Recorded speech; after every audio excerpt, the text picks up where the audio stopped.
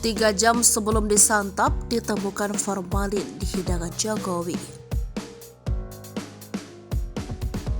Makanan yang mengandung formalin ditemukan sebelum disantap Presiden Jokowi dan keluarganya saat berlibur di Labuan Bajo, Manggarai Barat, Nusa Tenggara Timur. Terungkap, makanan itu terdeteksi 3 jam sebelum dihidangkan di hadapan kepala negara. Makanan yang mengandung formalin tersebut berada di salah satu tempat di Labuan Bajo. Formalin itu ditemukan oleh tim Lokapom Manggarai Barat. Tim tersebut melakukan pengujian makanan sebelum disantap oleh Presiden Jokowi dan keluarga.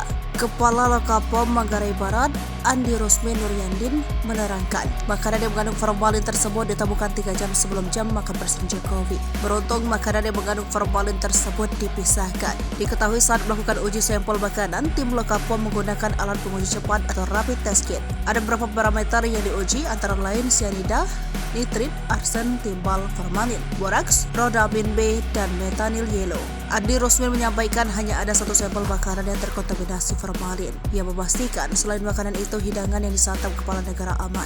Atas kejadian ini, Pemkab Manggarai Barat langsung bergerak cepat dengan melakukan sidak ke sejumlah restoran pada Rabu 26 April 2023. Wakil Bupati Manggarai Barat, Julius, menuturkan bahwa sidak tersebut dilakukan untuk memastikan ke depannya tidak terjadi lagi hal yang serupa, terutama menjelang helatan KTT ASEAN Summit ke-4 di Labuan Bajo tanggal 9 hingga 11 Mei mendatang.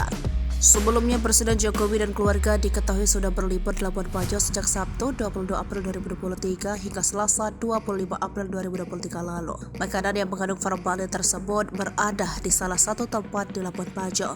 Formalin itu ditemukan oleh tim Lokapom Manggarai Barat yang melakukan pengujian makanan sebelum disantap oleh Presiden Jokowi dan keluarganya.